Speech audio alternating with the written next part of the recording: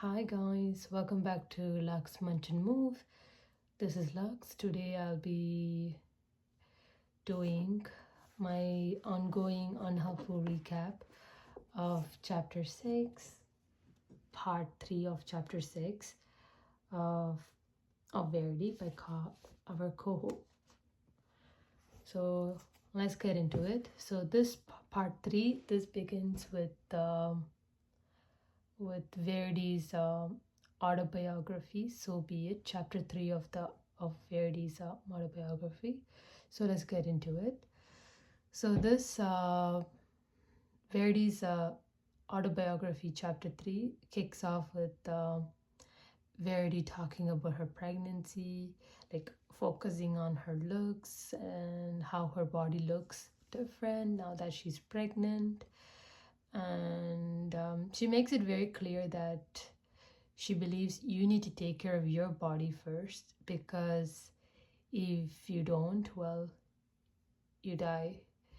And she really she also sees like our physical bodies as machines that our consciousness depends on for survival. So she says that. And then also we learned that like she had like a pretty much a dysfunctional relationship with her mother, and she Verity mentions how her mother didn't care much about her, and then also her mother had a problem with weight gain problems, and Verity has it like made it pretty much her goal to not to end up like her mother.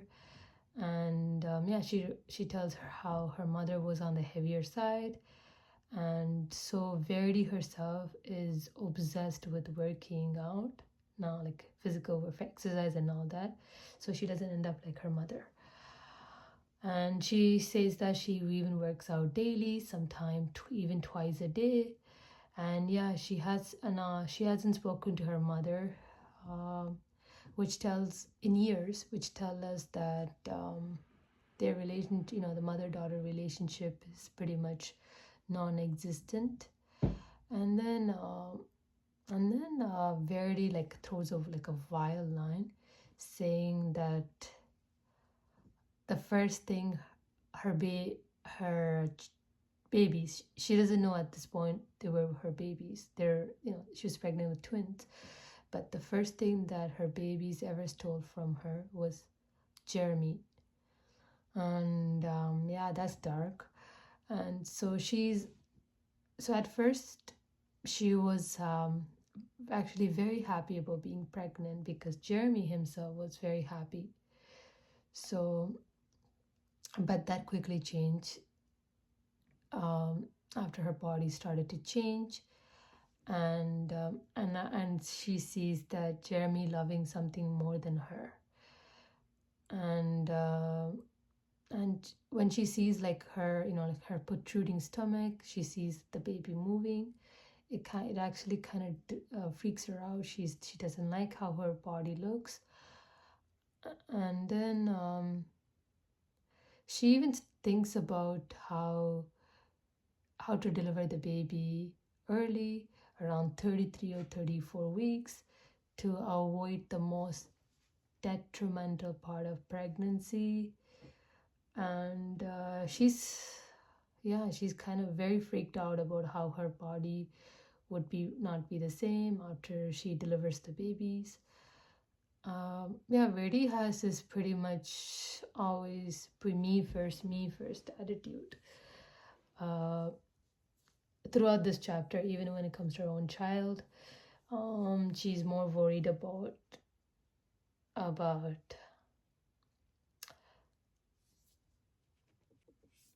so Verity throughout this chapter has dark thoughts that get progressively darker as we go on. And she sees her babies, her unborn babies,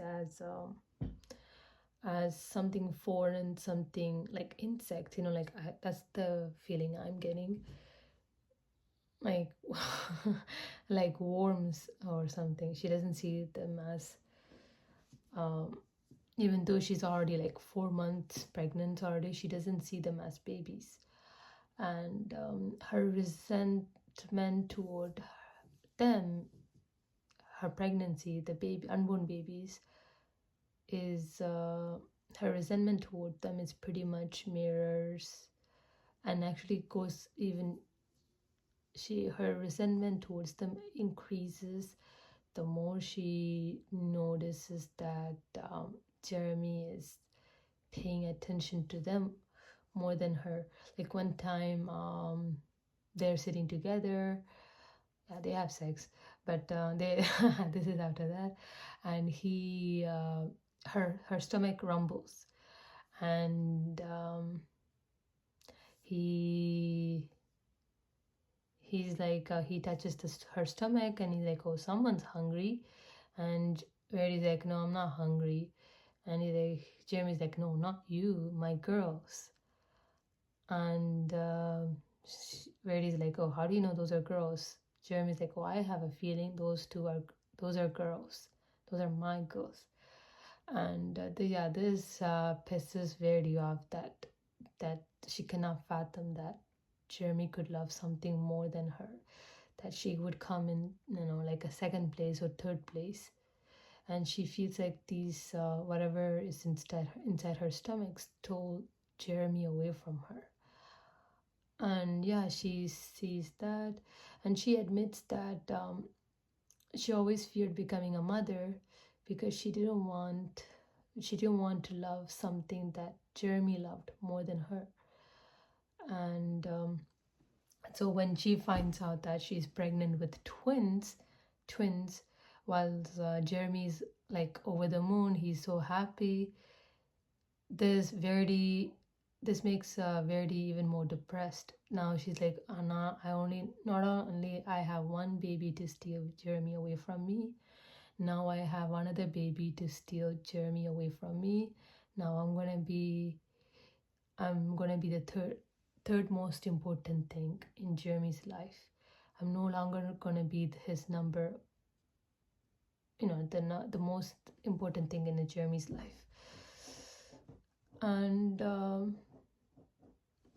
and then the chapter goes even darker, as when Verity starts hoping for a miscarriage. She sincerely hoped that she can have a miscarriage. She imagined how she like fantasized how Jeremy, after her miscarriage, would make her his top priority again if she lost the babies. And she's obsessed with Jeremy loving her more than anything, and even her own children. And in one scene,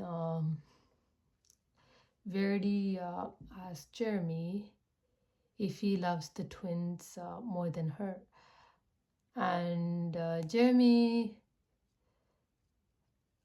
being honest, after a while, after many questions, he being honest, yes, says yes. And it completely crushes Verity.